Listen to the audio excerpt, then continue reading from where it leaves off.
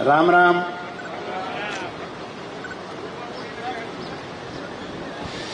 સ્વર્ગસ્થ કીર્તિભાઈ લુણાગરિયાના સ્મરણાર્થે એમના પરિવારના એમના વારસદારો દ્વારા સેવાનું એક ઉત્તમ કામ અહીંયા બ્લડ ડોનેશનના રૂપમાં કરાવાઈ રહ્યું છે.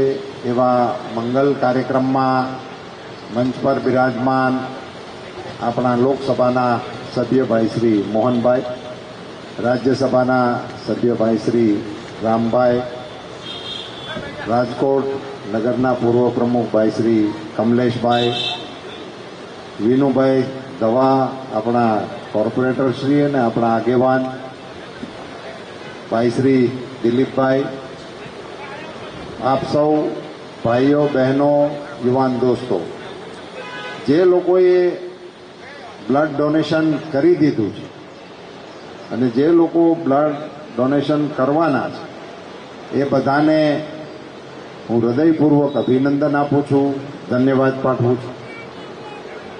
રક્તદાન એક એવા પ્રકારની પુણ્ય પ્રવૃત્તિ છે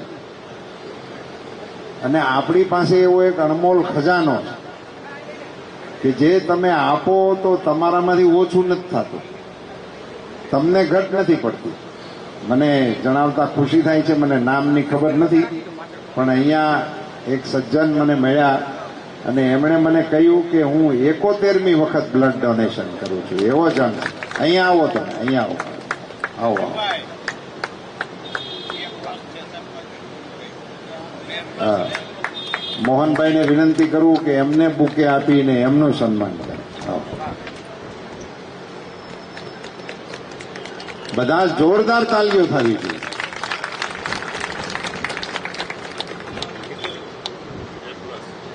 A+71 વખત આપ્યું. હવે તમે કલ્પના કરો આ ઉદાહરણ ઉપરથી 71 બોટલ એમાંથી લોહી ગયું છે તો ખરેખર તો કદાચ એમના વજન જેટલું થઈ ગયું છે. 71 ગ્રામ એક બોટલ વજન, એમના વજન જેટલું એમણે દાન કર્યું છે, છતાં પણ અત્યારે એવા ને એવા તંદુરસ્ત છે. આ કુદરતી વ્યવસ્થા છે. કુદરતે આપણા શરીરની અંદર આપેલી આ અણમોલ વ્યવસ્થા છે કે તમે જો બ્લડ ડોનેશન કરશો તો જેટલું આપશો એટલું સમયસર એ રિપ્લેસ થઈ જશે અને જો નહીં આપો તો એ પાછું વધારાનો ફ્લો નથી ચાલુ રહેતો.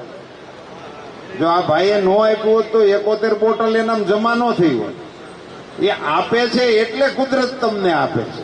આવી અણમોલ વ્યવસ્થા આપણા શરીરની અંદર ઈશ્વરે આપણને આપેલી છે. એનો લાભ આપવા માટે આપ સૌને ઉદાર દિલે આવા સેવા યજ્ઞની અંદર જોડાવા માટે હું નમ્ર અપીલ કરું છું. અમારો આ લુણાગરિયા પરિવાર એ સંયુક્ત પરિવાર છે. એ મારા માટે ખૂબ ખુશીનો વિષય છે. આવડો મોટો પરિવાર હજી એક રહોડે હાલે છે.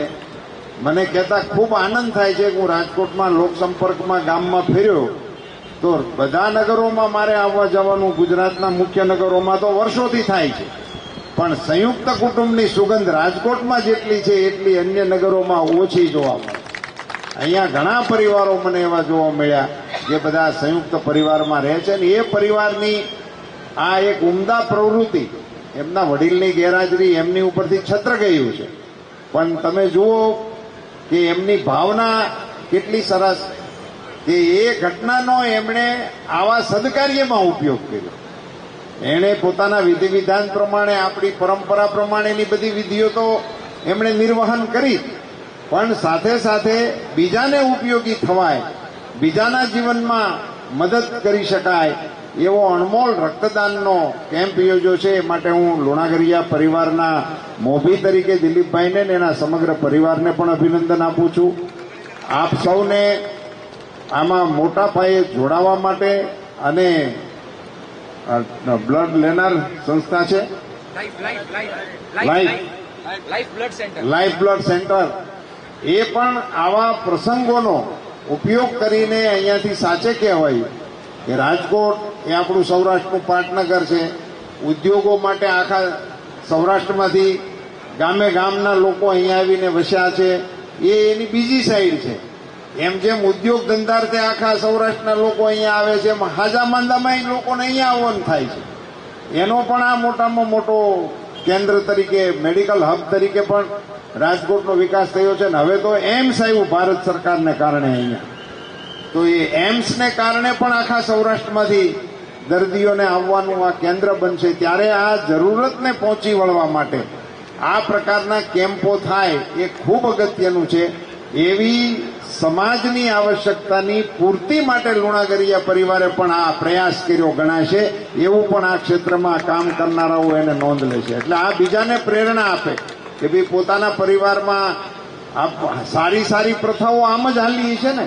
કોઈક એક પરિવારે શરૂઆત કરી હોય એટલે બીજા પરિવારવાળા પછી એમ કે હવે આપણે ઘેરે લીલું નાખવું, એ કોક પહેલા કોકે શરૂઆત કરી હોય પછી બીજાને સારું લાગ્યું હોય એટલે બધા લોકો કરે.